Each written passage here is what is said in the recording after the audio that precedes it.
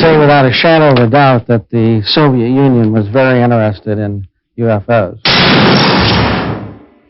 It would not be surprising if saucers had crashed in the Soviet Union.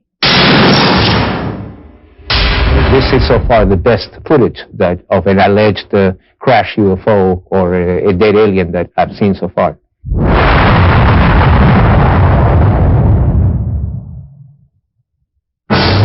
Fact 1.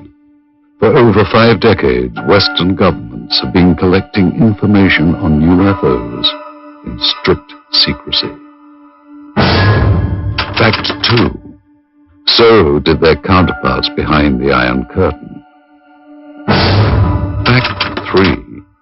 Now that the Cold War is over, the truth is finally out. The notion that life from another world may have visited our own is an intriguing one. Many say that it is true, and that documentation exists to prove it, but that proof has been kept hidden from the public for over 50 years. With the end of the Cold War has come some intriguing, if not surprising, revelations. Western governments, apparently, have not been the only ones gathering information on UFOs in brutal secrecy. Hello, I'm Roger Moore. Join us now as we embark on an amazing journey of discovery, of international intrigue, and possible interplanetary visitation. Join us as we search for the secret of the century.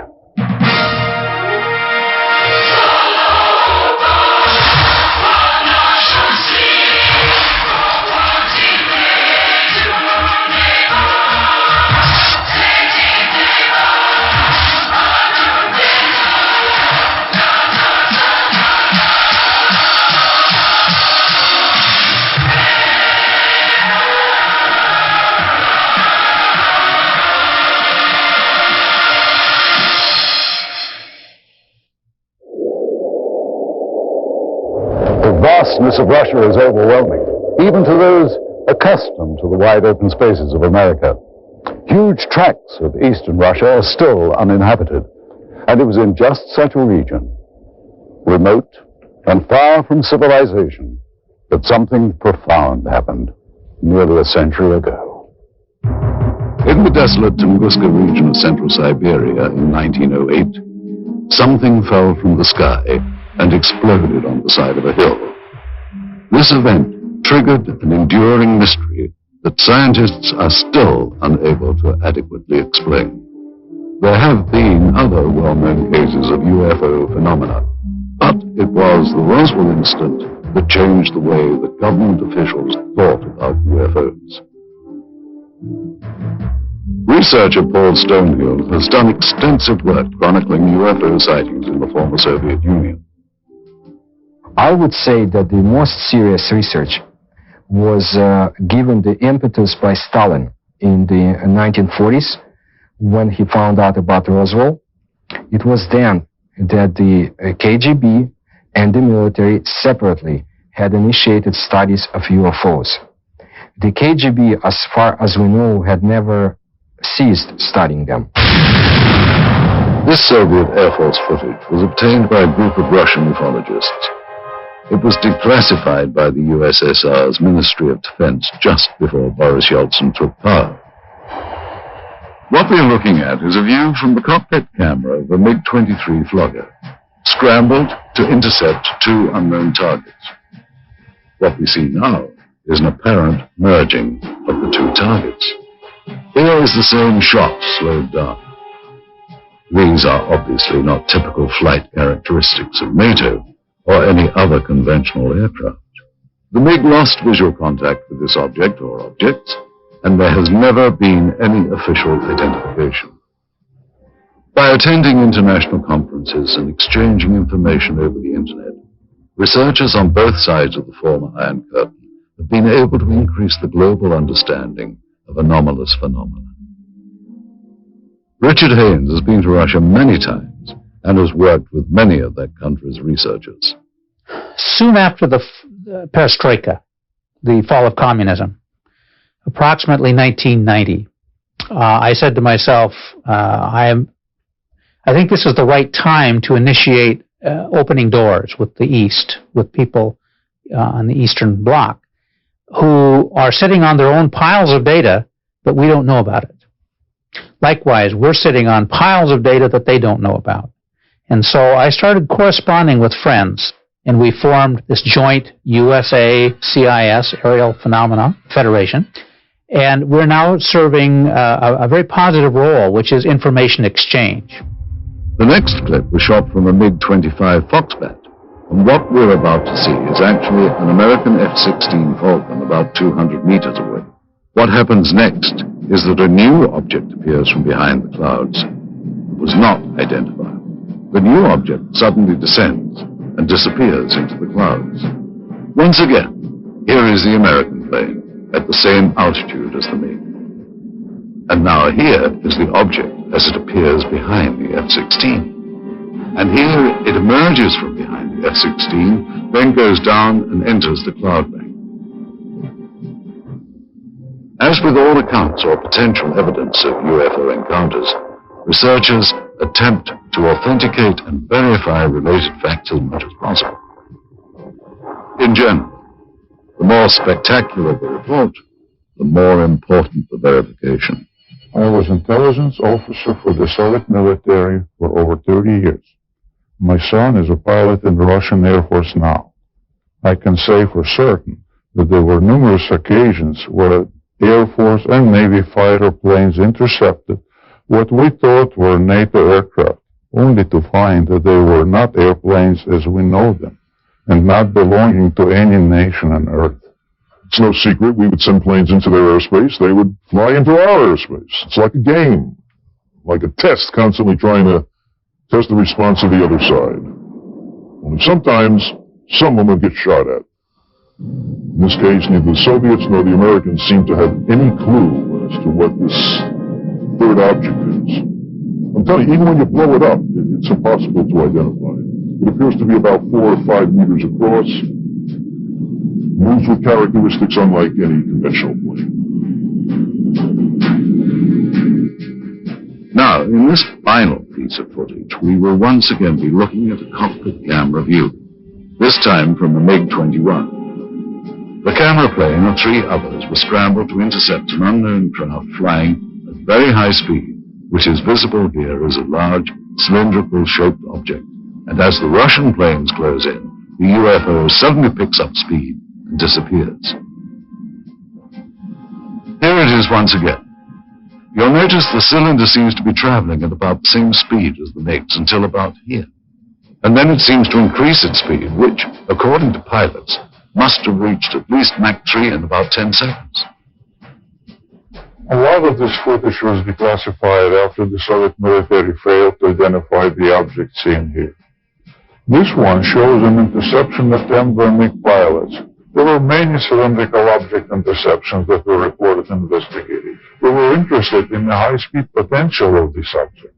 The size of this one is estimated to be about twice the size of a MiG-21. With technology available to us and the Americans, it should not be able to move as fast as it does. Well, this footage is still interesting because I don't think the Russians had any idea what they were dealing with here. Their fighters were at least as good as ours, and yet here is something that is completely beyond their capability to intercept. The acceleration rate of this thing is impossible for any aircraft that we know of.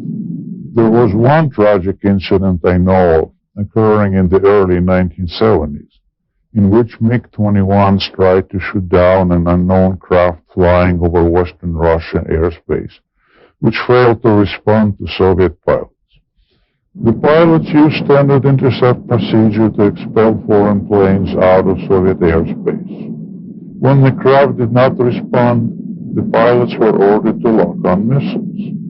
At that point, both jets were destroyed by some weapon not known to Soviet military. Both pilots perished. There was an effort within the Air Force to make it look as if the fighter planes collided, but investigators I knew personally at the time said it was not collision. They were shot down by something. The NSA intercepted a radio transmission that we were copied on. Apparently the Russians lost a couple of MiG-21s or 23s. They were trying to intercept something unidentified. All I know is it wasn't one of ours. You know, our department received a number of stories like this involving the Soviet military and UFOs. One of the most intriguing stories we came across was first told in the new book, UFOs in the USSR, by Russian author Veniamin Grigorievich Vereshchagin. He recounts the crash of an extraterrestrial craft and subsequent recovery by Soviet officials in the late 60s. Существует свидетельство тому, что осенью 1968 года there is evidence to the fact that in the fall of 1968, there were reportedly a lot of UFO sightings in the area of Sverdlovsk, currently known as Ekaterinburg. 27 ноября многие жители поселка Березовский Свердловской области On November 27, many residents of Berezovsky Sverdlovsk area observed several fireballs moving across the sky. Вдруг один шар стал падать. One of the balls began going rapidly down, and after that there was a loud sound of an explosion. Через несколько дней после этого происшествия In a few days, the Sverdlovsk paper published an article в которой говорилось о том, что взрыв, услышанный многими, which said that the explosion had taken place on the territory of a grain storage unit due to the carelessness of some workers. Но But the article also mentioned that the residents of this area had witnessed similar lights before that day. This is a copy of the Sverdlovsk newspaper from November the 29th, 1968. An article on the front page entitled Berezovsky Dreams, or What Was That?, gives the state-sanctioned account of what could have been the actual crash. Translated, the Russian copy reads, 5 glowing balls of light appeared over the horizon and started to move in the direction of the city. 4 of the objects moved in opposite directions, while the 5th began to rapidly lose altitude and soon completely disappeared behind the forest terrain. Several seconds after its disappearance, there was a deafening explosion. And in typical Soviet fashion, the paper cites the official statement. The blast had taken place at the grain storage unit number 27. The explosion was caused by one of the employees who had violated the safety code, resulting in a charge of negligence. He was sentenced to restitution of the material losses suffered by the state. What helps make the account in Vereshchagin's book so compelling is the existence of several reels of film which seem to back up the story. While rumors of such film first began circulating some years ago, it was not until Vereshchagin led us to the black market dealer in possession of these materials that we got our first look at what could be remarkable new evidence. If this film indeed corresponds with Vereshchagin's story, what we are looking at is the scene of the crash site in Berezovsky as viewed by a camera on top of a military truck. The focal point of this scene is here, and indeed appears to be a disc embedded in the ground. Here we see soldiers exiting the truck, led by a captain. The troops are met by another officer, this one a major, and then they join other soldiers and officers already on the scene.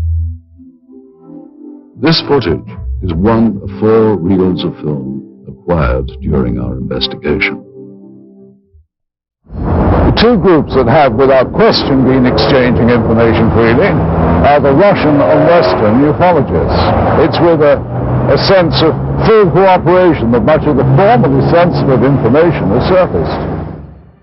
At one end of the spectrum are simple UFO sightings which are often accompanied by film or video footage.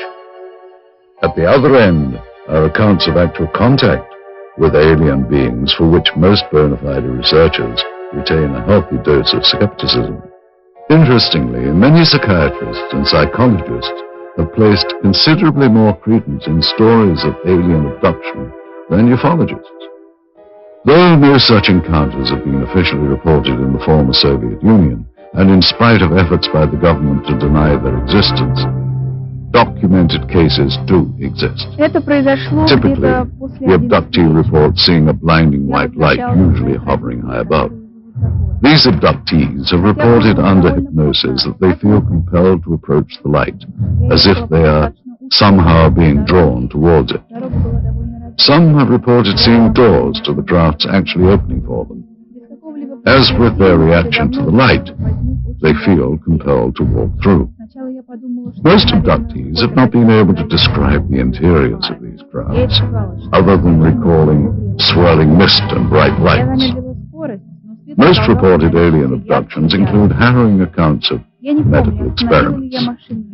Subjects describe an examination room of some kind. Many have reported strange probe-like tools being used on them, and they recall the frightening sensation of being examined, though simultaneously being unable to do anything about it. Typically, the abductees will then find themselves back where they were when they first saw the light, having no recollection of what just happened. Other times, however, upon checking their watches, they discover that several minutes have passed without their ability to account for it. They literally have lost time. Many abductees have their memories triggered by a mark found on their bodies, the kind they would associate with a needle or some other medical instrument. And not surprisingly, no such report has ever been verified 100%. And yet these stories continue to proliferate. Are these people really being abducted by aliens, or, as some now claim, by members of a secret government agency? The austere building behind me once housed what was undoubtedly the world's largest and most feared intelligence agency. Why would the KGB be so interested in what many consider to be science fiction? From the beginning of the communist era, the Soviet leaders relied on a strong secret police to act as watchdog and often executioner for their rule. This was not a new concept for Russia. During the rule of Tsar Nicholas, the secret police was everywhere, its agents spying on everyone. There were agents watching every train station, hotel, and theater. Shortly after the Russian Revolution, the first Soviet government approved the creation of their own secret police. It soon became a powerful mainstay of the Soviet system. To ensure the continuation of communist rule, the main domestic role of the secret police became to seek out counter-revolutionary views and ensure that those holding them were dealt with. After the death of Stalin in 1953, the secret police became known as the Committee for State Security, or KGB. As the Cold War heightened under Khrushchev, this was also the era that boasted the growth of the KGB's image as an international spy agency. Foreign espionage was at its height. According to Western authorities, the KGB managed to infiltrate every major Western intelligence service. During the height of its existence, the KGB was the largest secret police and espionage force in the history of the planet, with more than 300,000 agents. Its body consisted of 17 separate units charged with such concerns as counterintelligence, foreign espionage, and internal security. The division known as the Scientific and Technical Directorate was the unit responsible for the acquisition of top-secret technological information and materials, including those not originating on Earth. The government body that had the most interest in anomalous activity was very possibly the Soviet military. Did high-ranking officers of the Russian armed forces really believe they could gain a military advantage from UFOs? Though there has been much speculation on the exact nature of the Roswell incident and reports of actual alien beings, conclusive evidence of such encounters has proved elusive. In 1997, the U.S. Air Force issued a follow-up to its earlier Roswell report, which they subtitled Case Closed. They try to account for the stories of aliens by suggesting these were simply crash test dummies misidentified. So it was with a sense of both excitement and caution that we examined the footage recently recovered in Russia. This reel contains images of what appears to be a scientific or medical examination of organic body parts. The individuals seen here appear to be forensic pathologists or biological research scientists. Speaking in Russian, they are seen inspecting the specimen, the leader of the procedure describing his actions and the measurements they are taking. After several minutes of this, there is a change in camera angles.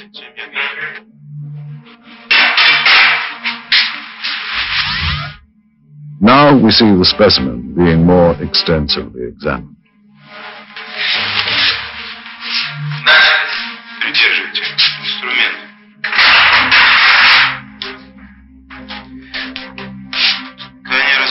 Тяжело.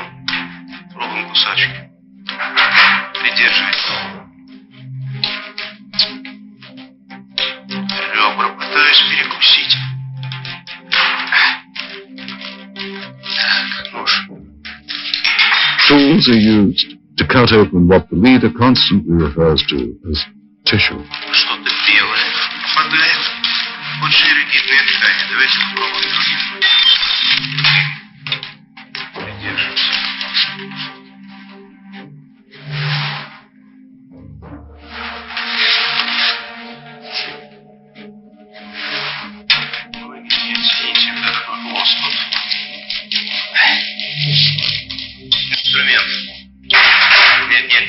He also describes parts that are removed as resembling various organs. Записывайте, достаем внутренние органы, надрезаем похожую на клетчатку внутреннюю ткань. The camera angle changes again. And finally the scientists are seen posing for the camera, holding up various samples of the dissection. If this footage is authentic, it represents one of the greatest scientific discoveries of all time. One must wonder where this film was shot and what happened to the specimen seen. If this is footage of a genuine scientific examination, what happened to the results? What did the Soviets learn, and what have they done with that knowledge? Did agents of the KGB have reason to keep this secret for so many years? Certainly there are more questions here than answers.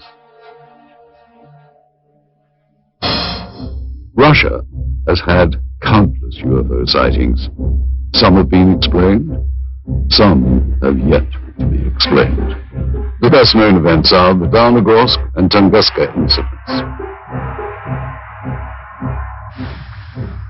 Many UFO researchers feel that the most important Russian incident in terms of known crash recovered materials is the Downogorsk occurrence. Antonio Ramirez agrees.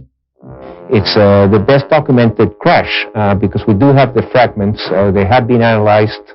It was a small probe. It was not kind of a big object, but something crashed on a hill in Downogorsk in January of 1986. Witnesses described the object as a sphere of light streaking across the Pacific region north of Vladivostok. Investigators later recovered materials including balls of lead and iron, bits of glass and a fine mesh netting, all of which were tested and are proven to be highly enigmatic. The head of the research team concluded that the Downogorsk object was most likely an artificial space probe of non-terrestrial origin.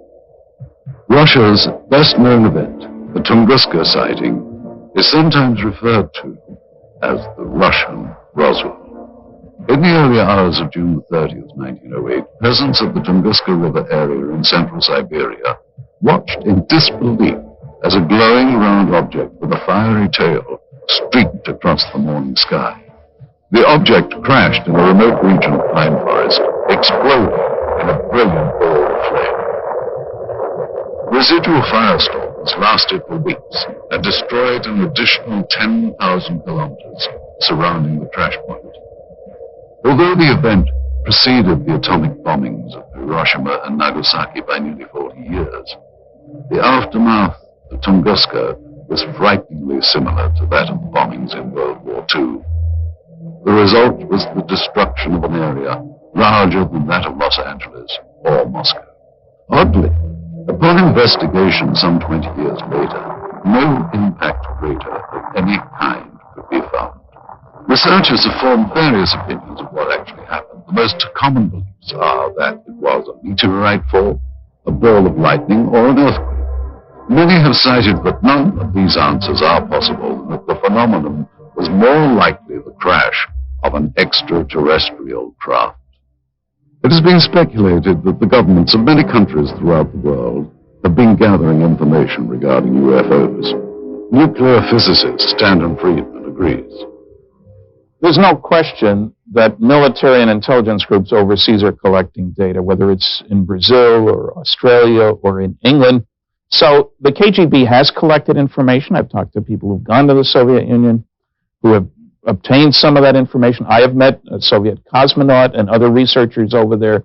There's no question they're interested. And again, the republics which used to constitute the Soviet Union cover a huge area.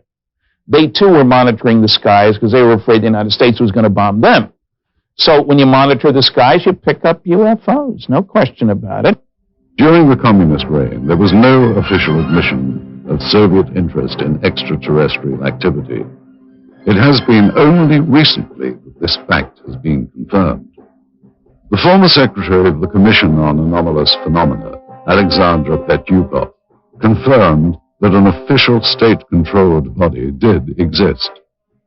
В рамках этой комиссии, когда в силу своей деятельности она начала планомерный сбор информации. During the Soviet era, we started to regularly collect information from the public and received more than 15,000 reports. The thing is that the Commission was an official public organization. It had an official address. Today, the mindset in Russia is far different from what it was during the communist reign. Under communism, they were told that UFOs didn't exist, but just the fact that they were told they didn't exist made people believe that they did exist, because the government was also denying. They were saying there was no crime in Russia and accidents didn't happen. You know, I mean, that everything was censored and given this rosy picture, which of course people knew better. It was in a small house on a side street near the Academy of Medical Sciences. The British and American spies met with informants throughout the 60s and learned of one of the most bizarre plots in the world of intelligence. During my involvement for a period of at least 6 years, Soviet counterintelligence operatives played cat and mouse with Western agents in Moscow who were interested in our advanced technology programs. Some new weapons and propulsion systems were being developed, and the CIA was using any means to get information from anyone involved with the project. When I was in Moscow for a year and a half, I had 2 other agents and a guy from the British Secret Service. We routinely debriefed 2 Russian informants who worked for the Ministry of Defense. We would exchange hard currency for information on new military technology. Some of this technology is definitely related to UFOs. One way we often dealt with such incursions was to feed false information through double agents to give American and British bad leads. Well, we knew the Soviets were onto something after we started getting all kinds of smokescreen intelligence. That was a sure signal that they were hiding something. It was an indication that they had recovered something near Sverdlovsk, and that they were keeping it very secret. Senior research scientist Dr. Richard F. Haynes believes the Soviets had good reason to be interested in UFOs. It's my understanding that the Soviet military has had a continuing interest in UFO phenomena for very, very many years. And the reason being that their air traffic controllers, their radar sites, their military pilots had been reporting things, just as ours had, and they had no explanation for them. And so the first possible explanation would be that it's a foreign nation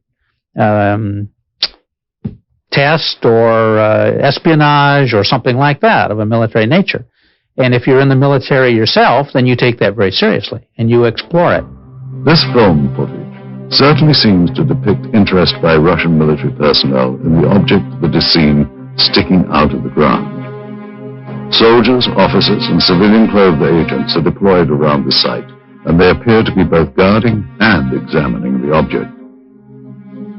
This is what we found on one of the 4 reels of film obtained in Russia. After viewing the footage, we were able to determine that it was most likely shot with 2 separate cameras. One apparently a handheld camera, which starts out on the approaching truck, and the second one seen here on a tripod. As the soldiers march past, you can see the cameraman turn to follow the troops. Here we cut to the other angle, the point of view from the tripod camera. And here you see the handheld camera as the truck pulls up. Both cameras change vantage points several times during the film, as if to get better views, or perhaps under orders of a superior. From this angle, we see yet more troops arrive. Author Veniamin Vereshchagin describes the event. Весной же 1969 года рабочий местного совхоза In the spring of 1969, a collective farmer found some strange remains in the forest not far from Berezovsky и сообщил об этом, and reported that to the local security organs, те в свою очередь who in their turn asked the neighboring military division of air defense troops, PVO, to provide assistance with the investigation. On March 1969, 2 KGB officers examined the discovery site and sealed it off. Вы знаете, в дальнейшем события приняли более такой масштабный характер. По просьбе КГБ были привлечены On the KGB request, a Soviet army unit was brought to the discovery site, и в результате уже очень тщательных обследований были найдены after close examination of the place. They found some wreckage debris of a disc-shaped object частично. partially sunk into the ground. Поначалу органы безопасности предполагали, At first, the KGB thought that the debris американскому разведывательному самолету или came from an American spying plane or a Soviet spaceship. George Filer, a retired Air Force intelligence officer who was stationed at Langley, is not surprised the Russians were so interested in this object.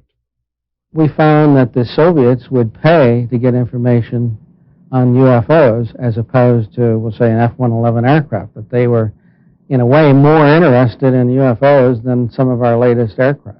And here you see the man who is probably the head KGB agent directing the cameraman to point his camera toward the disc.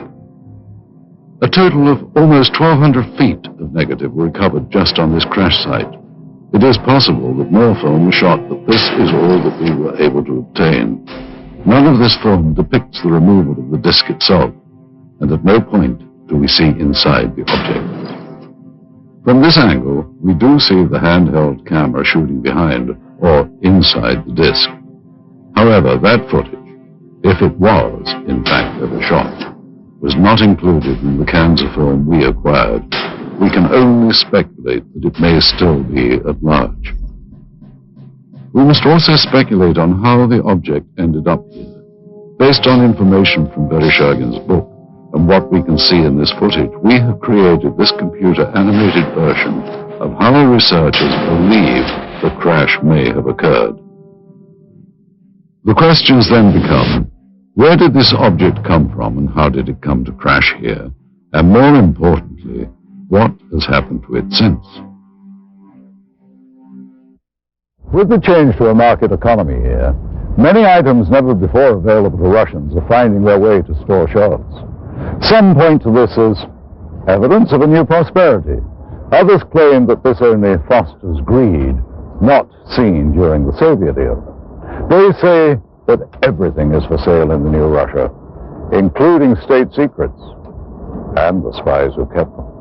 And I'm sure that this happened because I remember in 1991, 1992, there has been a lot of talk about the KGB files. It's quite possible that the files, some of the files, had been sold to the highest bidder.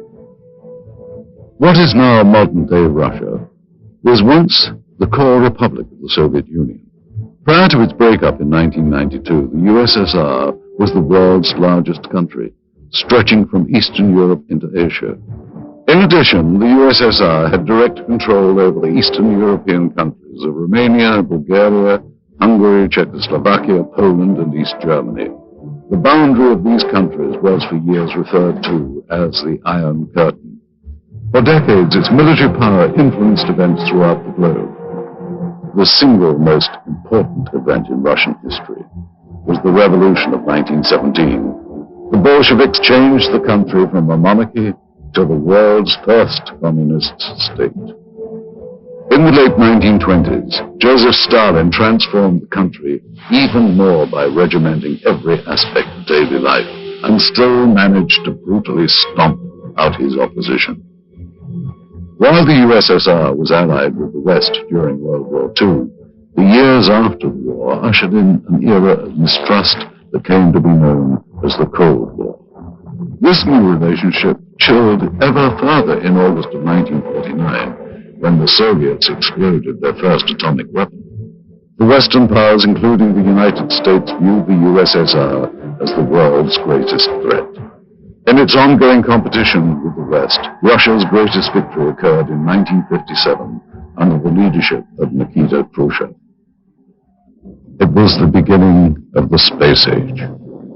As the first nation into space, it's not surprising that in the years to follow, the Soviets would become increasingly curious about extraterrestrial life existing in our galaxy.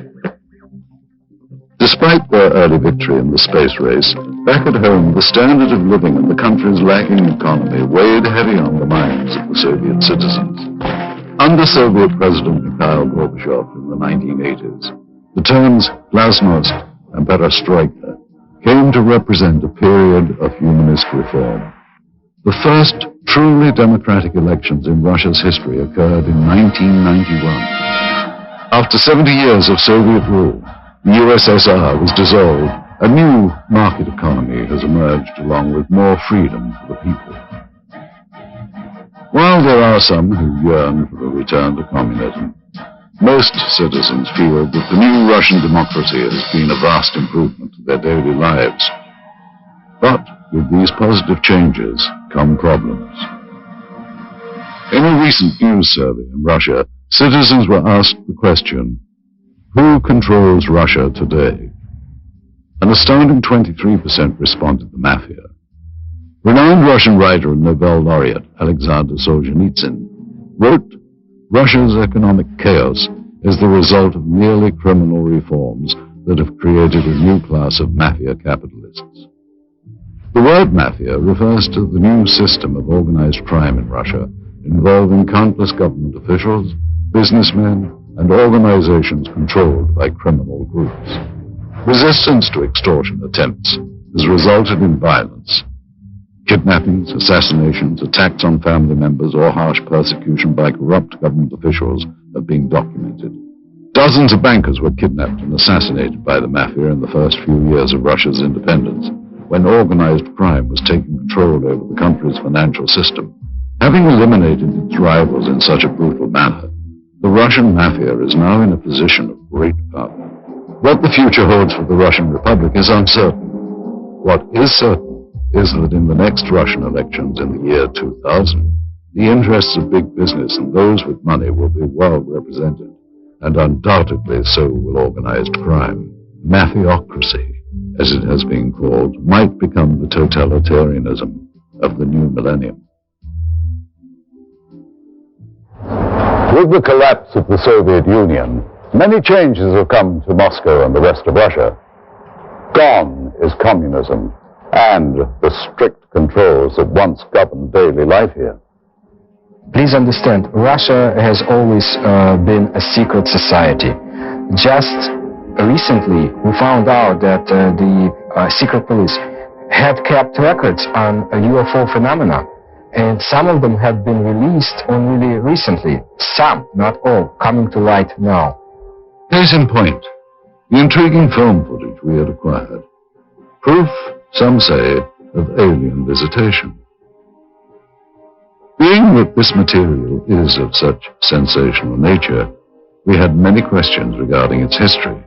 Little information was provided us by the black market dealer from whom the film was purchased. It is likely that such materials were kept stored in a holding facility, a vault located beneath KGB headquarters perhaps, reserved only for those with the highest level of security clearance. Kept safe in underground storage for decades, the film was probably only handled by a select few who would have known of its existence. After the collapse of the Soviet system, there was a transitional period marked by confusion. Accountability to the old regime dwindled, and closely guarded property lay vulnerable to the changes sweeping through the crumbling Union. Those with connections under the old regime found themselves perfectly positioned to exploit the situation.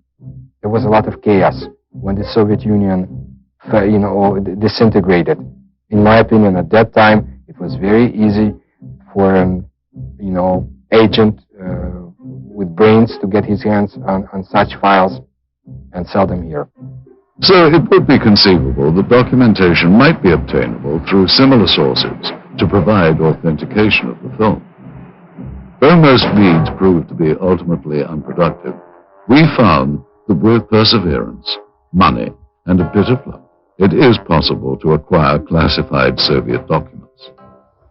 Using a hidden camera, we recorded numerous meetings over a period of months in which we attempted to obtain relevant materials. This transaction between one of our Moscow contacts, an interpreter, and a local black market dealer proved to be one of the more successful ventures. The location of this meeting is a textile factory in the Sokolniki district of Moscow. This office is that of the Russian entrepreneur who owns the plant and is used for both legitimate and illegal business.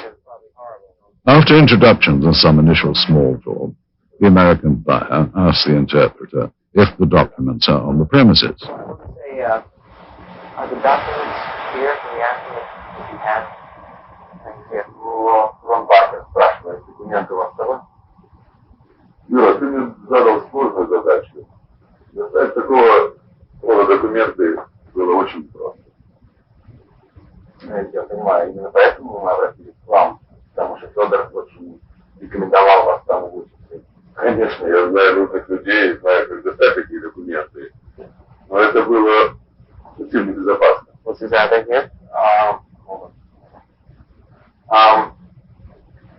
мы ценим это очень. Именно поэтому мы обратились к вам. Хорошо. Работаем. The businessman tells him that he has had difficulty in obtaining the documents and the price has gone up.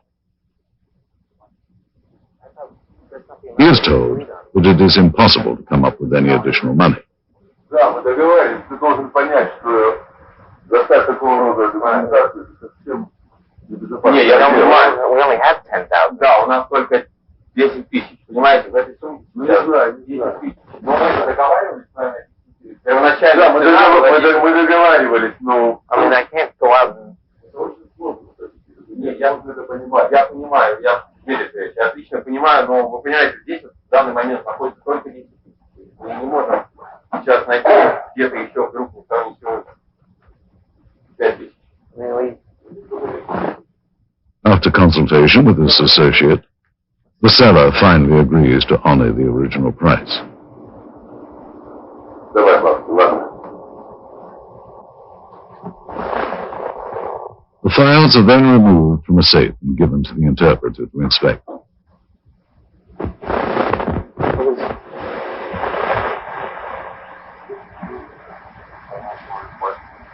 This is KGB?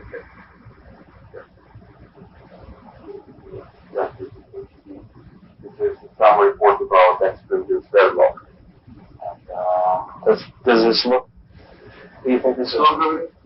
Он просто хочет убедиться, что документы подлинные. Конечно, official KGB. After inspection of the documents and a cursory verification of their authenticity, the transaction is completed. Okay, well, I to pay Mr. Chevalier and... Money changes hands, and what was once property of the state now becomes much sought-after evidence for UFO researchers. What made this transaction so successful was that among the pile of documents acquired, several were extremely enlightening, including a top-secret KGB report on Operation Sverdlovsk Midget and a request for military assistance from the Soviet Ministry of Defense. While the ability of Western governments to keep secrets is hotly debated, one thing seems certain. Behind the Iron Curtain, secrecy was standard operating procedure. Here, under the Soviets, freedom of the press and government accountability to the public were virtually non-existent. Many believe that the American government has had more than a casual interest in the possibility of extraterrestrial presence since early in the 20th century. Certainly since reports of flying discs in Roswell, New Mexico in the late 1940s, U.S. Defense Department and intelligence community involvement in the investigation of UFOs is being documented. Aside from the former Project Blue Book and 2 recent Air Force reports attempting to close the case on Roswell, there has been little made public by the government regarding its interest in UFOs. One organization that apparently did study UFOs was the Central Intelligence Agency. Since the Cold War era, it has been alleged that the CIA has actively sought after, on a priority level, the acquisition of any Soviet information that relates to alien contact and technology. One person who confirmed such allegations is this man. An agent with the CIA for 6 years, his area of expertise was Russian interest in anomalous activity. Though now employed in the private sector as a security analyst, he has asked not to be identified due to the sensitive nature of both his former status and his current position. I joined the CIA in 1989, straight out of college. My mission was to monitor and infiltrate the Special Sciences Section of the KGB, a unit of Directorate T, which was a division of the First Chief Directorate. Special Sciences Section's goal was to obtain, analyze, interpret, and exploit any extraterrestrial knowledge. The Special Sciences Section was extremely interested in a number of reported UFO crashes over the former Soviet Union and the Eastern Bloc countries. From the intelligence that our unit was able to obtain, they had recovered at least one portion of a former crash site over the Soviet Union. This former agent was able to confirm interest not only in the 1968 crash near Berezovsky, but in other Soviet attempts to recover UFO documentation and technology. Ever since Stalin had been in control of the Soviet Union, especially in the post-World War II years, he was determined that if there were any technological gains to be made from extraterrestrial technology, that the Soviet Union would be the sole possessor and sole beneficiary of those technologies. Due to the change of power in the former Soviet Union, many believe that much of the formerly unattainable information from the Cold War era may now be in the hands of the U.S. and British intelligence agencies. Since the early days of the space race, the U.S. and Russia made many independent breakthroughs. However, some of the new discoveries on both sides were undoubtedly obtained through old-fashioned spying and subsequent reverse engineering. Since the dawn of modern civilization, obtaining a rival's technology and adapting it to one's own uses have been the cornerstones of military and industrial espionage. This practice of dismantling another's hardware, discovering its secrets, and adapting it has become known as reverse engineering. Since the infamous Roswell incident in 1947, it has been purported that the source of much modern U.S. military technology has been not of this earth.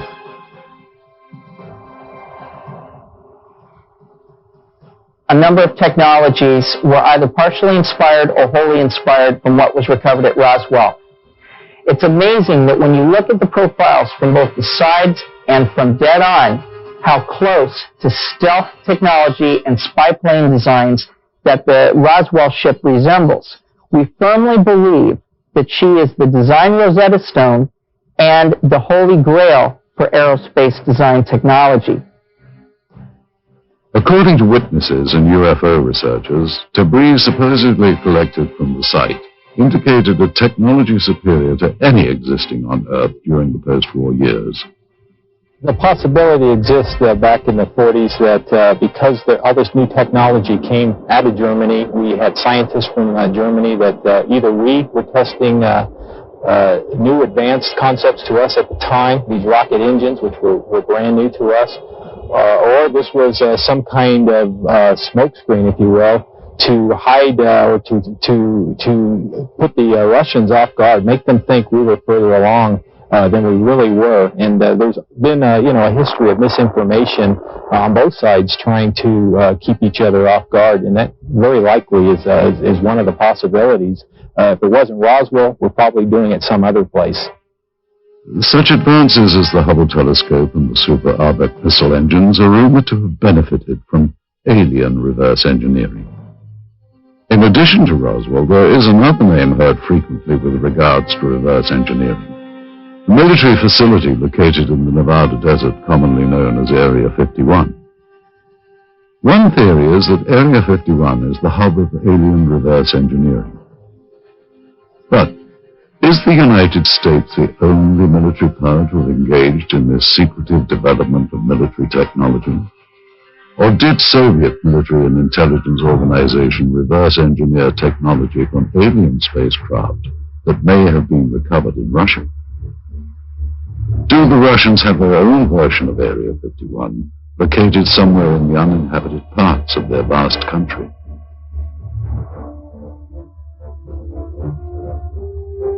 Did the KGB, in addition to their agenda of maintaining the hard and fast rules of the communist regime, add to their duties the manipulation of alien technology for the advancement of Soviet power?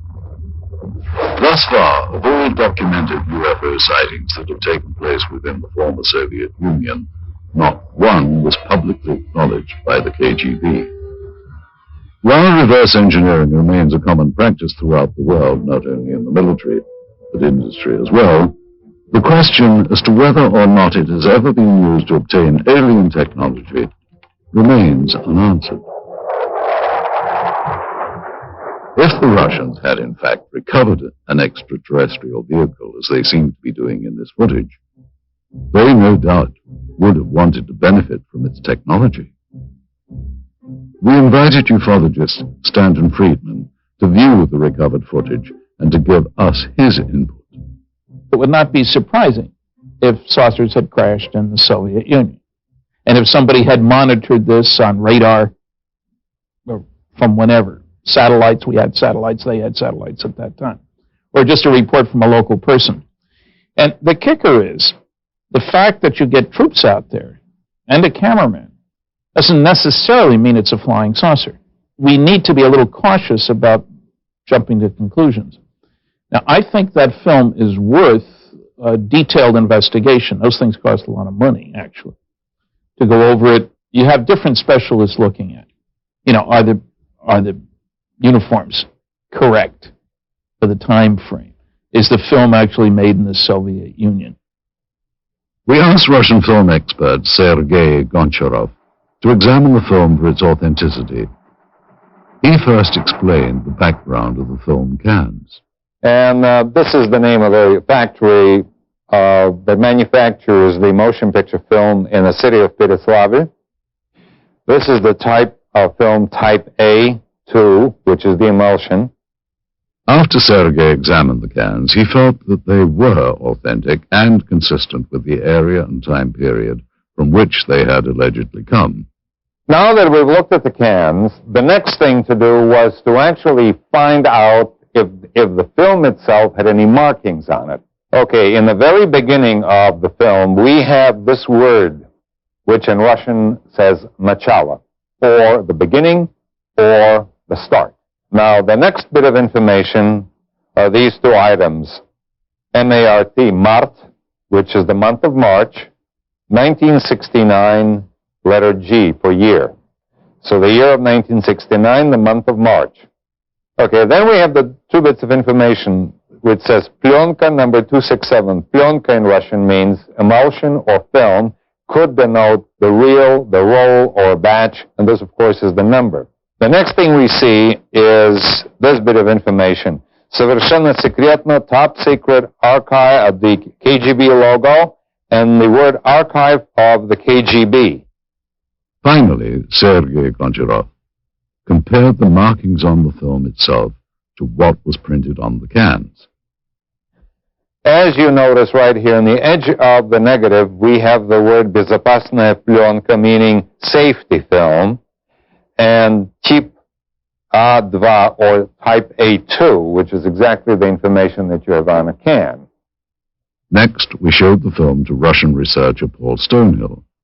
The colors of the film, the quality, soldier uniforms.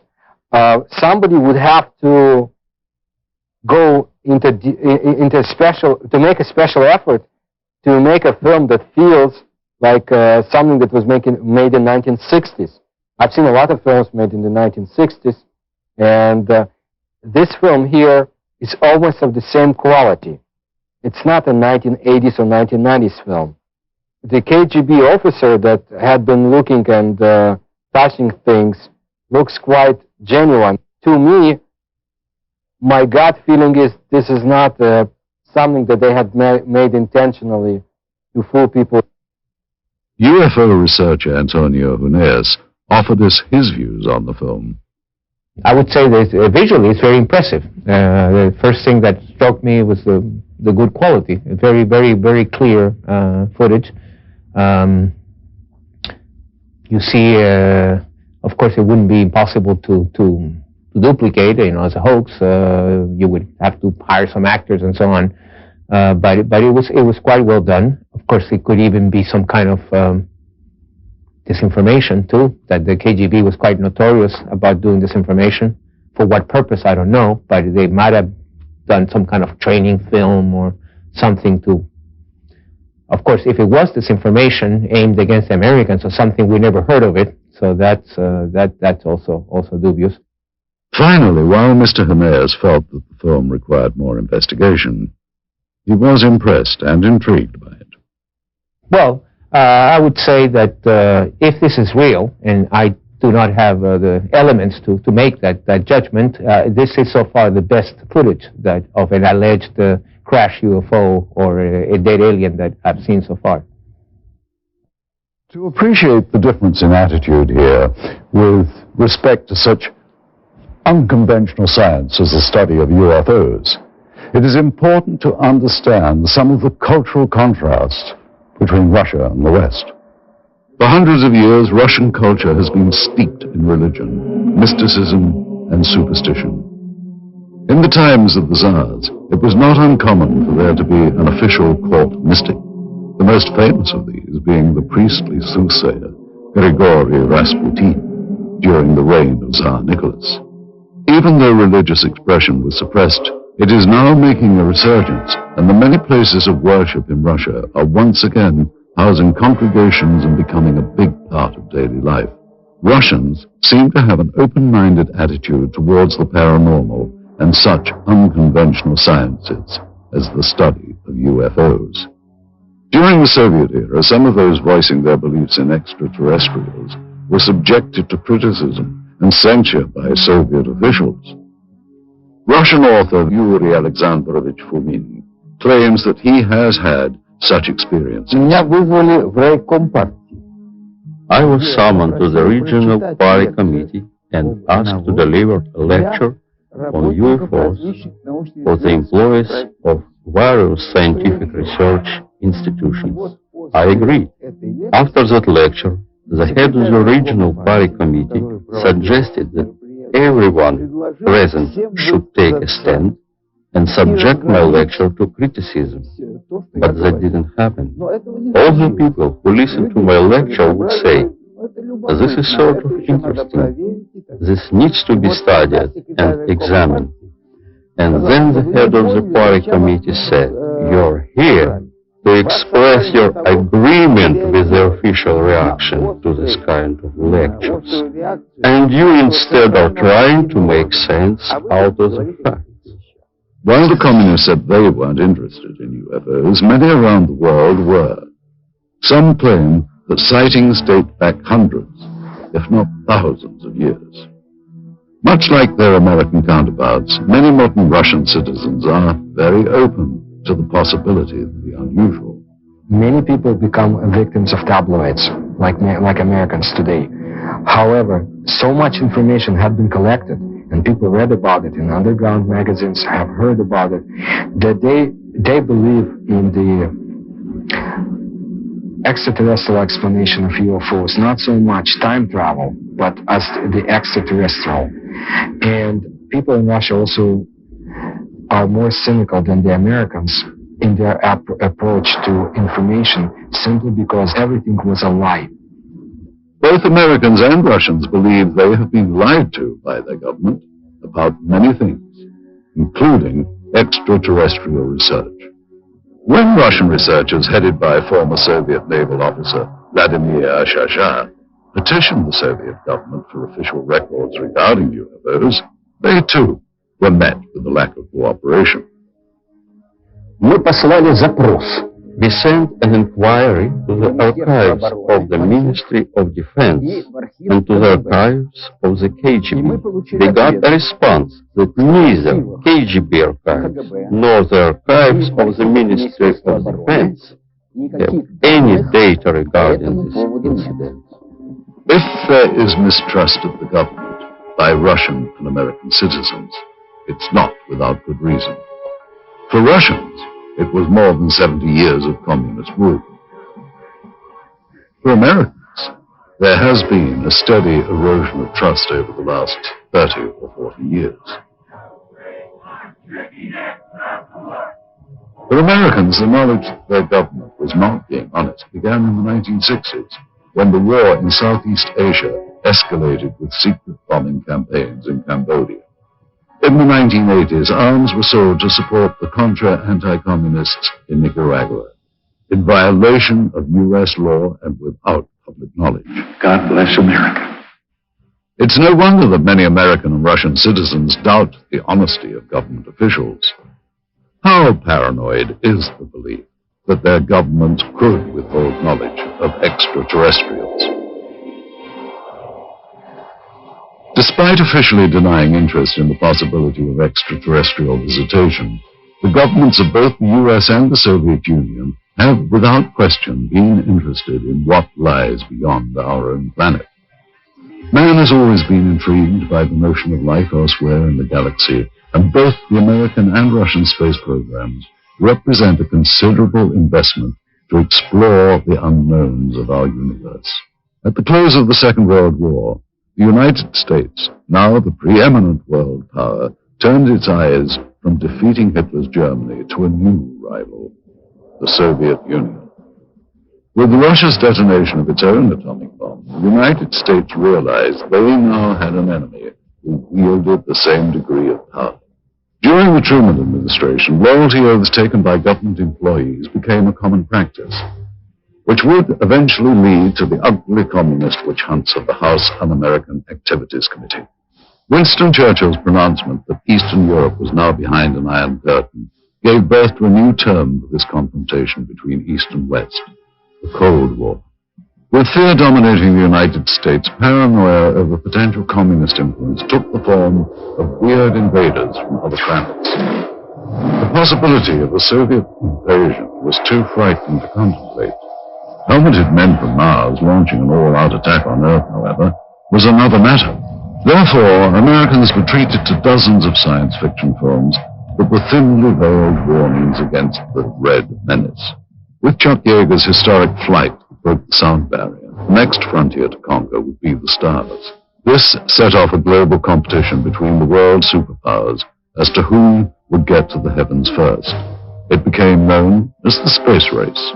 To meet the demands of such technology, NASA, the National Aeronautics and Space Administration, was formed in 1958.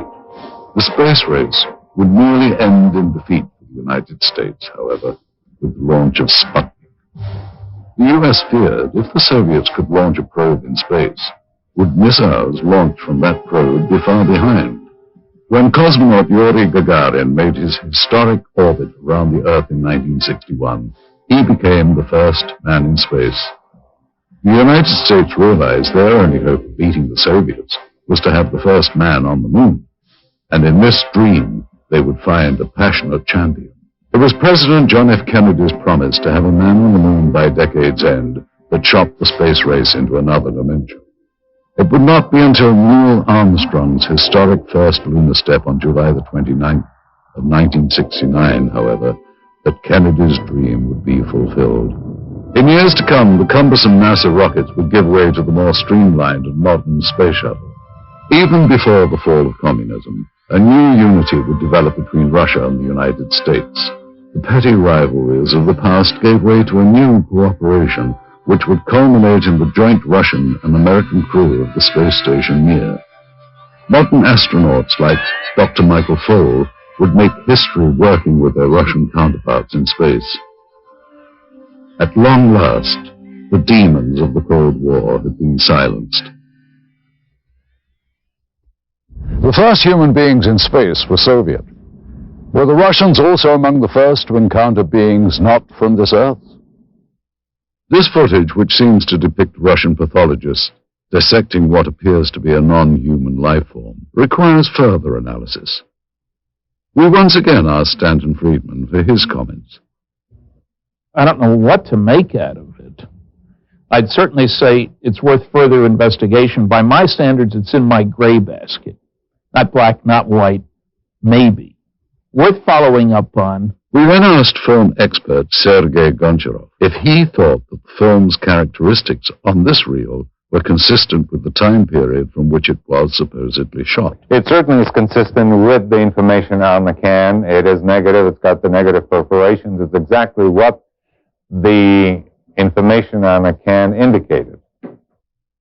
Sergei explains the significance of a flash frame, an interesting and possibly important characteristic of the film that was discovered. All right, now, a flash frame, this is, of course, a flash frame is that piece of film that is, when you push the button on the camera and you start exposure and you stop the camera to stop the exposure, and then you restart the camera again. By virtue of inertia, the camera will sometimes expose either a flash of light, or if you point the camera away from the person in front of it, you will see some other subject matter. Those flash frames appear between the takes and sometimes show things and people that are not part of the scene itself. You have people that have nothing to do with the information that you've seen on a film before or after. Again, an individual in uniform. You see these people performing a procedure.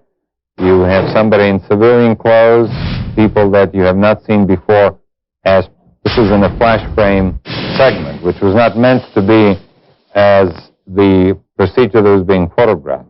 Mr. Goncharov concludes that while the film's stock and camera techniques are consistent with KGB and Soviet government films of that period, he feels that the discrepancies with the subject matter require closer scrutiny. Anytime you have subject matter of this type, any additional investigation is worthwhile. Absolutely. Stanton Friedman was further intrigued by the medical techniques in the film. I don't know what to make of these guys with what seem to be medical instruments, certainly in a medical facility, judging by the stuff on the wall. And it's interesting that you can see their faces, which is interesting from two different directions. You can tell their identity if you could find people that look like that. And they're apparently not afraid of contamination, ingesting anything toxic. Now, that could be that they'd already gone through this routine and somebody had said, hey, there's nothing bad here. We then showed the film to Dr. Annette Ryan, a former lieutenant colonel with the Army Institute of Pathology. The first thing that I notice is the way the doctors are dressed. They're dressed in these pristine white lab coats, and I think it would be more common for them to be dressed in scrubs or even butcher aprons, unless, of course, they know that they're being filmed and want to look good. They also look very young, but that is consistent with forensic examinations, and that's because senior medical staff usually don't get involved in this type of procedure. I also noticed that they're wearing rubber gloves, but they're not wearing any other protective gear. They're not wearing goggles. They're not wearing masks. They're certainly not wearing any biohazard suits. I would assume that's because they're not concerned with contamination. And this, of course, is typical of Russian-Soviet medicine. I mean, when we think of Chernobyl, just remember back that there was a terrible lapse in any type of protection. It certainly would not happen in the United States. I mean, it would be unheard of. Next, Dr. Ryan commented on some of the specific medical procedures. All right, what's happening here is that they're using dissecting scissors to open up the sternum, which is a common procedure at that time. He's using the proper tool. The way they're holding and using the various tools looks correct, which indicates to me these people know what they're doing. I would say there's little doubt that these are actual Russian medical people. Now, if you look closely at this procedure here, which is repeated several times in this footage, what they're doing is removing a piece of material. The one doctor refers to it as an organ or resembling an organ.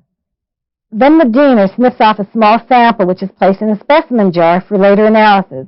Well, that's exactly what would be done in a forensic case or in the case of scientific research, for instance, if some new species had been discovered. They would remove very small pieces for later chemical and microscopic examination. The lead doctor also mentions a structure he describes as resembling ribs.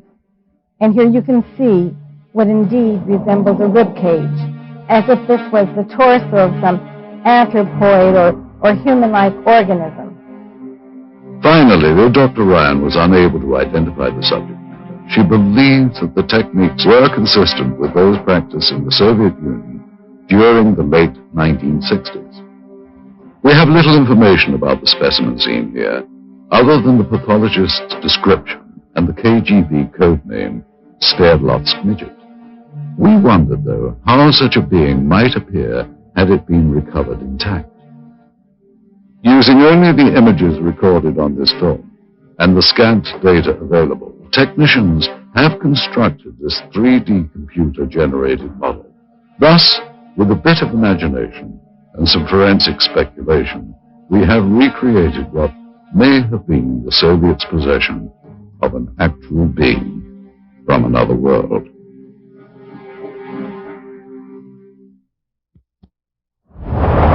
Information leaked from intelligence sources in the West indicated a belief that the Soviets were actually attempting to reverse engineer something not manufactured on this Earth.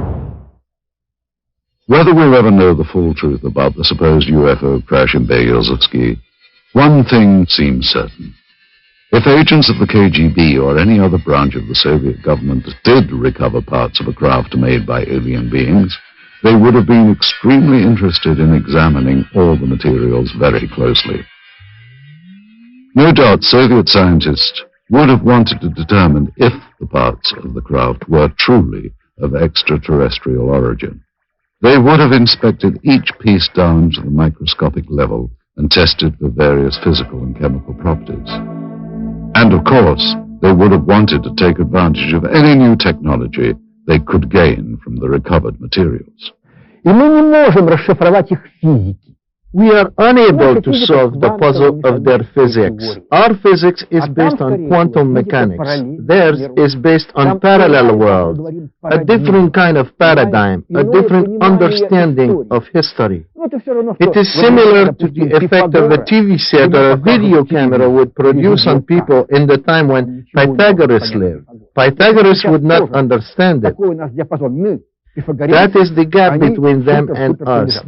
That's why, however hard our engineers or technicians would try to decode their technologies, they would fail.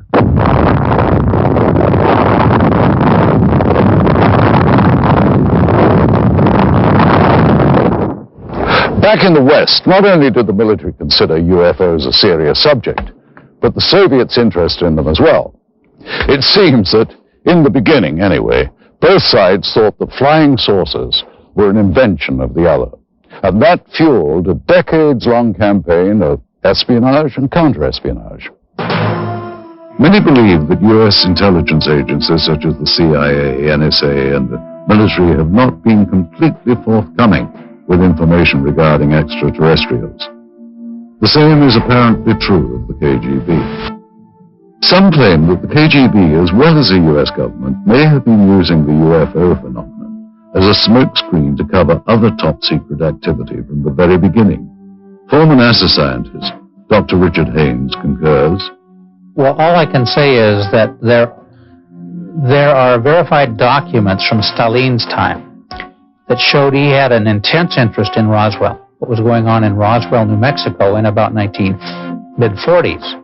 Well, that makes very good sense from the standpoint that that's where our atomic bomb group was, the 509th bomb group, from which Hiroshima and Nagasaki events happened, ultimately.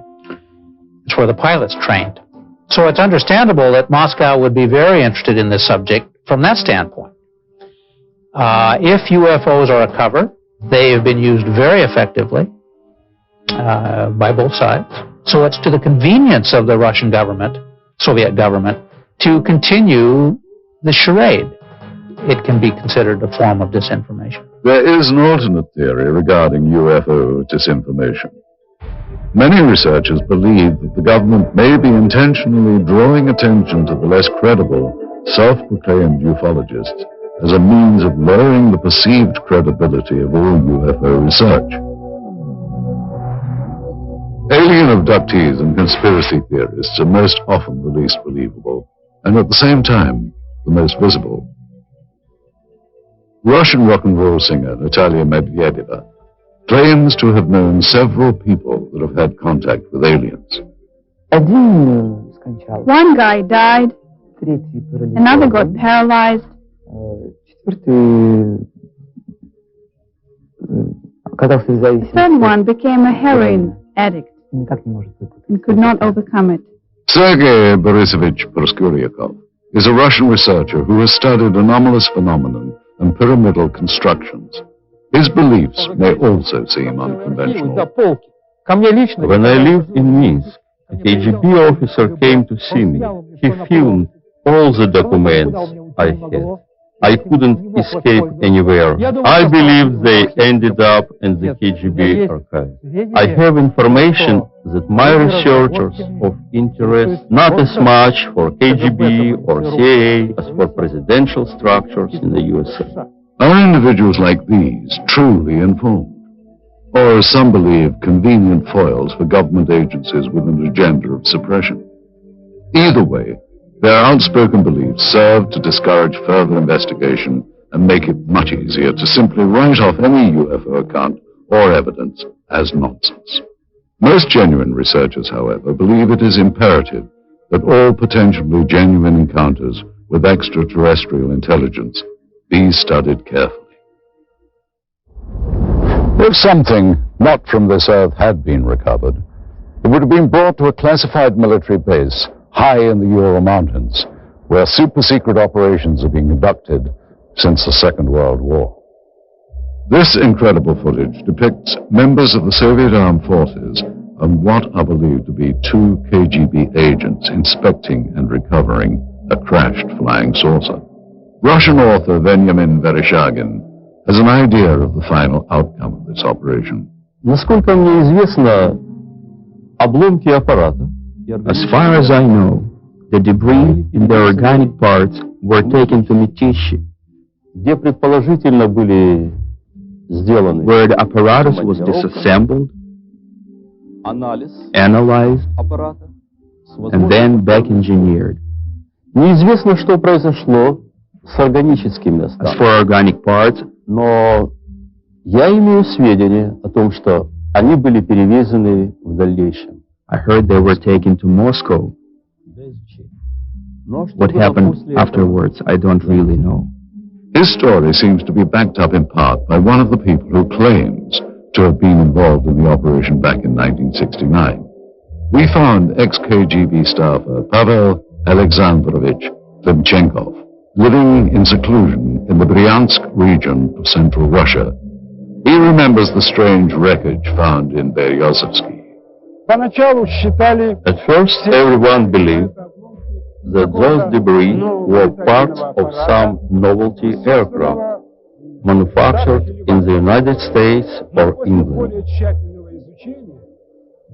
But having done some measuring and material analysis, we came to the conclusion that none of the domestic or foreign manufacturers known to us could have produced this apparatus, at least not in the conditions existing in this plant. И вот тогда поступил приказ из Москвы. It was then that an order came to transport the debris to the base in Mytishi near Moscow. Together with several other officers, I was assigned to provide safety and security to these materials during their transportation. In attempting to verify the authenticity of this evidence, we have had the footage and the film itself examined by several experts. We also carefully studied the documents we had procured, which lent further credibility to what we had been told. Among the most telling was this top-secret KGB report specifically referring to Operation Sverdlovsk Midget and describing in detail the recovery operation at Beryozevsky. This document mentions the crashed disc, the organic remains, and the filming itself. There was also this secret order from the Soviet Ministry of Defense requesting assistance from military unit 67527. We looked closely at such elements of the footage as the uniforms and the arm patches worn by the soldiers. These patches seem consistent with the patch worn by such Soviet Army air defense companies as military unit 67527. They're all wearing winter coats, which don't appear to have much in the way of insignia on them. And that is not out of character for the winter coats. They would generally not contain much in the way of identification. These are all members of the same unit. I can see that the weapons are AK-type weapons. The main battle weapon of the Russian army, even up through today's date, is the automatic Kalashnikov weapon. Yeah, it's clearly an AK, fixed stock, birch stock, no muzzle brake, milled receiver, no question about it.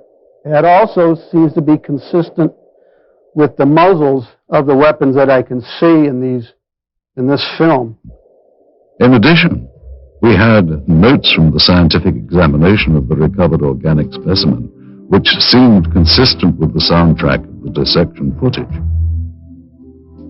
With so many elements in seeming consistency, Vereshchagin's story becomes even more tantalizing and perplexing at the same time. Is it possible the Russians actually recovered an alien craft and its occupant 3 decades ago? If members of the Soviet Army had knowledge of a supposed UFO crash, then what happened to these individuals? And if they can't be found today, why not? In the course of our investigation, our goal was to follow every lead, to search for every scrap of information regarding the incident so named Operation Sverdlovsk Midget. The tenuous paper trail we have reconstructed using recovered government documents led us eventually to a lab of the former All-Union Scientific Research Institute of Biology.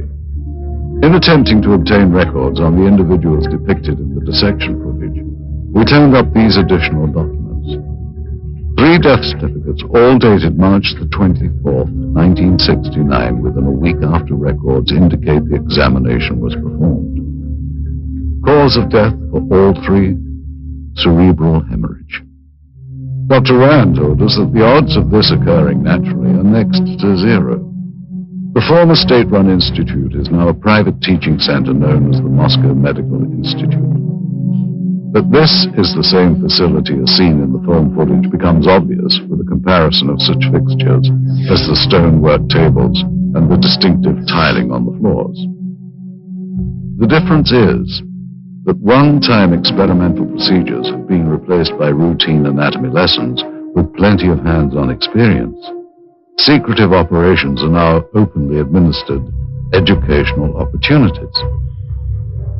But we did find in the basement of the building remnants of this facility's past, reminders of a time when procedures here were not open to the public or subject to public scrutiny. What were the Soviets experimenting on in decades past at the Research Institute of Biology? The answer to that question is still yet to be found. Indeed, many questions about the film footage and the alleged Operation Sverdlovsk Midget remain unanswered. Any extraordinary find, such as the apparent film record of a crashed spacecraft, or of what appears to be scientists examining parts of an alien life form, require further analysis. Yet it seems incredible that so many elements of this story from so many diverse sources appear consistent.